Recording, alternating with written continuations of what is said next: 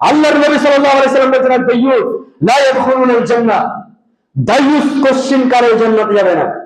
আল্লাহর নবী সাল্লাল্লাহু আলাইহি সাল্লাম বলেছেন দাইয়ুস, দাইয়ুস ব্যক্তি লা ইয়াদখুলুনাল জান্নাহ, সে জান্নাতে যাবে না। দাইয়ুস কে? যে নিজের পরিবারের মধ্যে দেখা করার সুযোগ দিয়েছে, যে নিজের স্ত্রীকে পর্দায় রাখতে পারে না, যে নিজের বিটিকে পর্দায় রাখতে পারে না, সে হচ্ছে দাইয়ুস। আল্লাহর নবী সাল্লাল্লাহু আলাইহি সাল্লাম এজন্যই বলেছিলেন ইয়া মাশারাশ শাবাব মান ইসতাতা মিনকুমুল বাআতা ফালিয়াতাযাওয়াজ।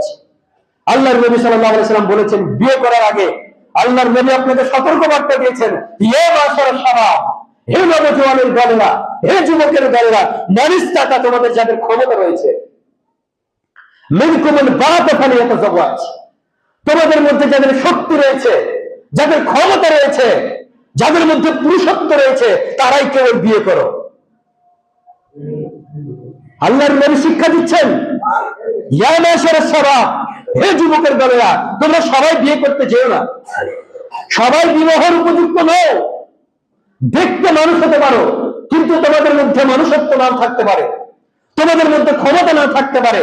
তার জন্য সাবধান হয়ে যাও যে মানিস্তাতা, যদি তোমাদের শক্তি থাকে বাআতা ফালিয়াতাযাওয়াজ, তবে বিয়ে করো, না যে বিয়ে করো না। তোমার শক্তি নেই স্ত্রীকে খেতে খাওয়ানো, স্ত্রীকে করতে হয় রেশন তুলতে হয় স্ত্রীকে দিয়ে, আর তুমি বিয়ে করে বসে আছো। তোমার শক্তি নেই যে একটা গাই পুষেছো, শক্তি নেই তোমার যে নিজের দুধ দিয়ে তুমি ঘোষের জন্য রাখবে, তা না করতে পারে তুমি স্ত্রীকে খাটিয়ে দিচ্ছ। তোমাকে কে বলেছে বিবাহ করতে? আল্লাহর নবী তো শিক্ষা দিচ্ছেন মানিস্তাতা মিনকুমুল বাত, তোমাদের মধ্যে যার ক্ষমতা রয়েছে সেই বিবাহ করবে। ফাইন্নাহু আগাদ্দু লিল বাসার ওয়া আহসানু লিল ফারাজ, যদি বিবাহ করে কি হবে? চক্ষু নত হবে, ওয়া আহসানু লিল ফারাজ, এবং লজ্জাস্থানের হিফাজত হবে। ফাইন লাম ইয়াসতাতি, যদি তোমাদের ক্ষমতা না থাকে, স্ত্রীকে শাসন করার ক্ষমতা যদি না থাকে, আপনি মনে করেছেন ক্ষমতা মানে আমার স্ত্রী একটু দোষ করলে ভাত দিতে একটু দেরি হলে আমি মারি, আমার ক্ষমতা তো ভালোই আছে। আমার স্ত্রী যদি ভাত খুলতে দেরি করে অমুকের বিটি বলে চুল চেপে আমি আছাড় মারি, আমার ক্ষমতা নেই মানে? এটা ক্ষমতা নয়। আমার ক্ষমতা নেই মানে আমার স্ত্রী আমাকে না বলে কোথাও গেলেও তো মারি, ক্ষমতা আছে। ক্ষমতাটা জায়গায় কাজে লাগানো। ক্ষমতা আছে ঠিক, কিন্তু ক্ষমতা প্রয়োগের জায়গা ভুল রয়েছে আপনার। আপনার স্ত্রীর ভাত খুলতে দেরি হয়েছে বলে আপনি মারলেন, অথচ সেই স্ত্রী আপনার সঙ্গে থাকে, আপনার সঙ্গে ঘুমায়, আপনার সঙ্গে একসঙ্গে খায়, আর সেই স্ত্রী নামাজ পড়ে না, আপনি একদিনও মারতে পারলেন না। কেমন পুরুষ আপনি? সেই স্ত্রীকে নিয়ে সংসার করছেন। আপনাকে না বলে আপনার স্ত্রী বাজার চড়তে যায়, আর আপনি পুরুষত্ব দেখাচ্ছেন যে আমি পুরুষ। তখন আপনার মুখে গুলি ফুটলো না, কিছু বলতে পারলেন না, আপনার ক্ষমতা কোথায়? আল্লাহর নবী শিক্ষা দিচ্ছেন যে মানিস্তাতা, তোমাদের যদি ক্ষমতা থাকে ফালিয়াতাযাওয়াজ, তাহলে বিবাহ করো, নচেৎ বিবাহ করিও না।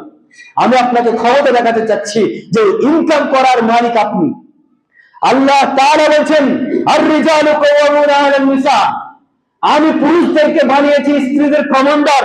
কমান্ডার মানে আপনি যেমন আদেশ করবেন, যেমন ইশারা করবেন, আপনার স্ত্রী আপনার ইশারায় বসবে, আপনার ইশারায় উঠবে, আপনার ইশারায় খাবে। এটা হচ্ছে পুরুষত্ব।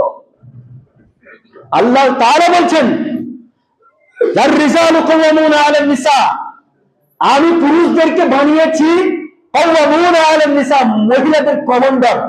মানে আপনি আপনার স্ত্রীকে পরিচালনা করবেন, আর আপনাকেই তো আপনার স্ত্রী পরিচালনা করে। দেখেন না, আপনি দাড়ি রাখতে যাচ্ছেন, স্ত্রী বলছে এখন দাড়ি রাখা যাবে না, আপনার ক্ষমতা নেই দাড়ি রাখা, কারণ আপনার প্রধানমন্ত্রী আপনাকে নিষেধ করে দিয়েছে দাড়ি রাখা যাবে না।